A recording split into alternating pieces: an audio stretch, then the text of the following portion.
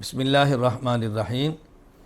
رسول اکرم صلی اللہ علیہ وسلم کی حدیث مبارک ہے، آپ نے ارشاد فرمایا لَيَأْتِيَنَّ عَلَىٰ أُمَّتِي كَمَا أَتَىٰ عَلَىٰ بَنِي اسرائیل حَذْوَ النَّعْلِ بِالنَّعْلِ، میری امت پر بعین ہی ہو بہو وہی حالات آئیں گے جو بنی اسرائیل پر آئے تھے۔ میری امت بنی اسرائیل کے نقش قدم پر چلے گی۔ حتیٰ ان کان منہم من اتی امہ علانیہ لَيَأْتِيَنَّ فِي أُمَّتِي مَن يَصْنَعُ ذَلِكَ، حتیٰ کہ اگر بنی اسرائیل میں سے کوئی شخص اپنی ماں سے بد کرداری کر چکا ہے تو میری امت میں ایسے فرد آئیں گے جو اپنی ماں سے منہ کالا کریں گے، الیاذ باللہ، اعاذنا اللہ من ذالک، ایسے لوگ آئیں گے۔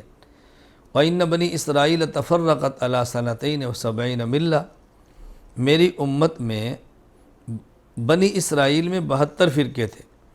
وَإِنَّ بَنِي إِسْرَائِيلَ تَفَرَّقَتْ عَلَىٰ سَنَتَيْنِ وَسَبْعِينَ مِلَّةً، بنی اسرائیل میں 72 فرقے تھے۔ وَسَتَفْتَرِقُ أُمَّتِي عَلَىٰ 73 مِلَّةً، اور میری امت کے 73 فرقے بن جائیں گے۔ كُلُّهُمْ فِي النَّارِ إِلَّا مِلَّةً وَاحِدَةً، ان میں سے 72 جہنم میں جائیں گے، ایک جنت کے اندر جائے گا۔ قیل من ہی یا رسول اللہ، صحابہ کرام نے پوچھا یا رسول اللہ وہ جنت میں جانے والا فرقہ کون سا ہوگا؟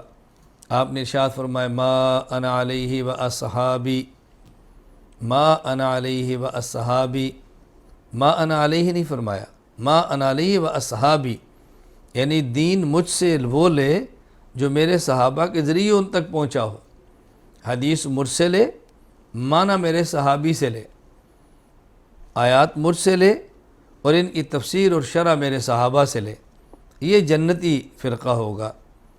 جس طرح دوسری حدیث پاک میں ہے کہ قرآن کریم کی آیت اتری یوم تبیض وجوہ و تسود وجوہ، قیامت کے دن بعض لوگوں کے چہرے سفید ہوں گے، بعضوں کے سیاہ ہوں گے۔ تو صحابہ کرام نے پوچھا یا رسول اللہ جن کے چہرے سفید ہوں گے وہ کون ہوں گے؟ فرمایا ہم اہل سنت والجماعہ، اہل سنت والجماعت، سنت رسول اللہ صلی اللہ علیہ وسلم کی، اور الجماع جماعت صحابہ کرام رضی اللہ عنہم اجمعین، آپ نے بتا دیا۔ تو یہاں آپ نے صحابہ کرام کا ذکر اپنے نام کے ساتھ فرمایا۔ یہاں جو بات میں نے سمجھانی ہے وہ یہ، پہلی بات یہ سمجھیں کہ پہلی امتوں میں 72 فرقے تھے، اس امت میں 73، یہ 73واں فرقہ کون سا ہے؟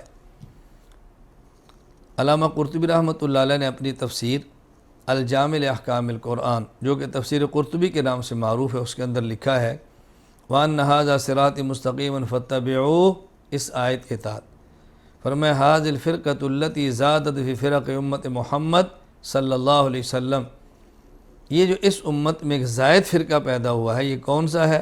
قال بعض العارفین الذین هم یعادون العلماء ویبغضون الفقہاء، یہ وہ فرقہ ہے جو علماء سے عداوت رکھتا ہے اور فقہاء سے بغض رکھتا ہے۔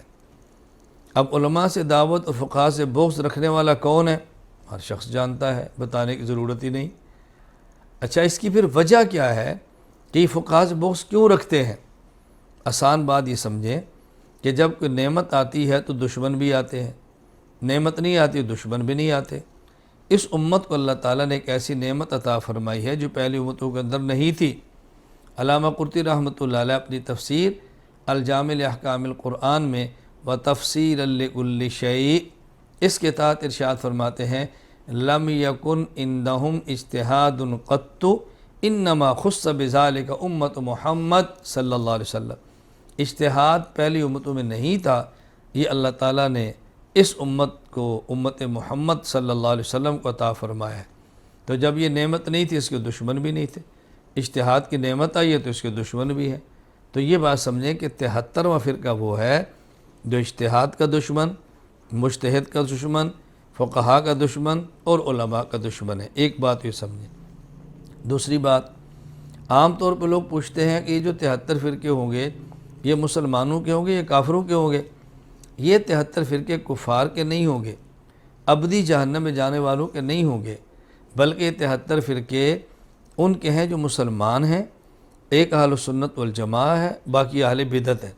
یعنی یہ اپنی گمراہی کی وجہ سے ابدی، دائمی اور ہمیشہ جہنم میں نہیں رہیں گے، بلکہ ان کی گمراہی ایسی ہوگی جو کفر کی حد تک نہیں بلکہ بدعت یہاں تک ہوگی تو کچھ عرصہ کے لیے جہنم میں جائیں گے، اپنے اس جرم کی سزا بھگتنے کے بعد اس جرم کا وبال، اس جرم کی سزا بھگتنے کے بعد یہ بالآخر جنت کے اندر جائیں گے۔ تو یہاں دو باتیں سمجھانی تھی۔ نمبر 1، اضافی 73واں فرقہ کون سا ہے؟ علماء، فقہا، مجتہدین، اجتہاد کا دشمن۔ نمبر 2، یہ 73 فرقے وہ نہیں ہوں گے جو اسلام اور کفر کی بنیاد پر ہیں، بلکہ یہ 73 فرقے اسلام اور بدعت کی بنیاد پر ہیں۔ ایک اہل سنت والجماعت اور باقی اہل بدعت۔